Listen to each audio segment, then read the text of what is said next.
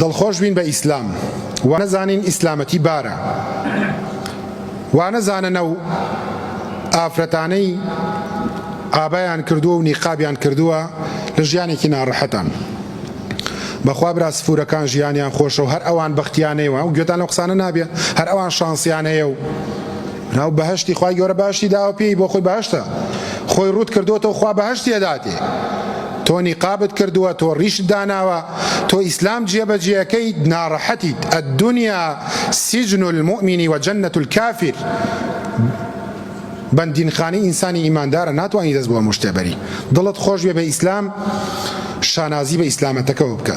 خوای گەورە لە سوێتی نەحلا فەرمێ: قل بفضل الله وبرحمته فبذلك فليفرحوا. ئەی محەممەد صلی الله عليه وسلم پێیان بڵێ و خەڵکە بە ئیسلام و بە قورئان دڵخۆش بن، ئەوە گەلێک باشترە لەو ماڵ و سامانی کە کۆیەکەنەوە. دڵخۆش بە ڕۆژی 5 نوێژ فەرز دەکەی، دڵخۆش بە، وا نەزانی ئەو نوێژەی کەیکەوە لە کۆڵت بووە. پێغەمبەری خوا صلی الله عليه وسلم بە بیلال فەرموو: ئەی بیلال قامت بکە با بچینە ناو نوێژەوە ئیسراحەت بکەین.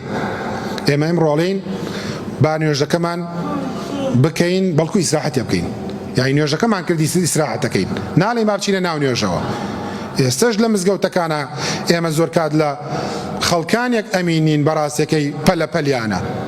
گەر بێت و قامەتەکان زۆربەی کات لە کاتی خۆیان بێ زۆرینەی نوێژ خوێنەکان هەڵەستنە سەر پێ و هیچ ڕێز و حورمەتێک بۆ ئەم ماڵی خۆیان دانانێن، بۆ ئەم مەلایە دانانێن کە قورئان لە سنیایەتی. ئەوە ئەو تەنزیماتە لەبێ لە هەموو شوێنەکە بێ، هەتا کاتی قامەت هەڵمەزە. تۆ فەرمانت پێکراوە، بانگ دەرەیە بانگت بۆدا، قامەت ئەکرێ. قامەت یانی چی؟ قەت قامەتی سەڵا یانی چی؟ یانی هەڵسن کاتی نوێژە. تۆ خێرە 3 دقە 4 دقە پێش نوێژە لەسی ملسوو ڕەدەی، ئەوە فیتنەگێڕیە. ئەوە فیتنەگێڕیە. هیوادارم نەک لە مزگەوتە، لە مزگەوتەکانە زۆربەی بینیومانە ئێمە لە سلێمانیە، لە هەولێرە، لە شوێنی ترە خەڵ حساب ناکە. یعنی خەڵکم بینیوە لە دوای مەلاوە کە مەلای ساغش بۆ نوێژی نەکردو، فیتنەگێڕی کردووە، کەەوە نیشانەی نیفاقە پەنا بەخوا. ئینسانی موسڵمان دڵخۆشە، بەڵام ئێمە یەک سیفەتێکمانەیە، گوێ لە برای خۆتان بگرن، بۆ هەموو تەمەنتان ئیسفادان قسەی برای خۆتان بکەن. هەر کەسێکتان بینی بە چاکەکانی و بە نوێژەکانی و بە خێرەکانی و زەکاتەکانی و فڵانەکانی لە خۆی بایی بوو، بزانن ئیسفادەی لە چاکە نەکردووە. و هەر کەسێکتان بینی بەرامبەر بە تاوان و گوناه ڕووخا، بزانن لە ئیسلام تێنەگەیشتووە. ئەی چۆن چاکەت کرد، نیەتت پارێزراو بێ بە خوای پەروەردگار، دڵخۆش بە پێی، بەڵام تەکەبوری پێوە لێمەدە. هاوکاری فەقیرێک بێ باوکێکەکەیت، دەست خۆش بێ، کارێکی باشە لەگەڵ پێغەمبەری خوا صلی الله علیه وسلم لە باشتا ئاوایت، بەڵام تەکەبور بەسەر بەندەکانی خوا مەکە. تاوانێک شکرد بێ ئومێد مەبە، بگەڕێرە بۆ لای خوا. خەڵکە بووە لە سەردەمانی زووە کە زۆربەی زانایان لە تەفسیرە و فەرموودا فەرموون ئەو کابرایە لە ئەرزی کفریە ئەو هەموو زەلامی کوشتووە، 100 زەلامی کوشتووە.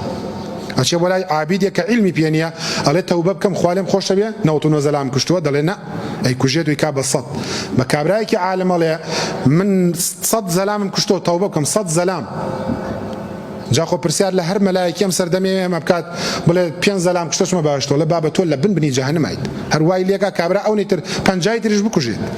بۆیە هەموو تاوانبارێک بەخۆشمانەوە دڵمان خۆش بێ، خوا لێمان خۆشە بێت. هاوارمان کردوتە غەیری خوا، بت برد، شخص دار برد، زینات کردووە، عەرەقت خواردووە، دزیت کردووە، تەوبە کە خوا لێت خۆشە بێت.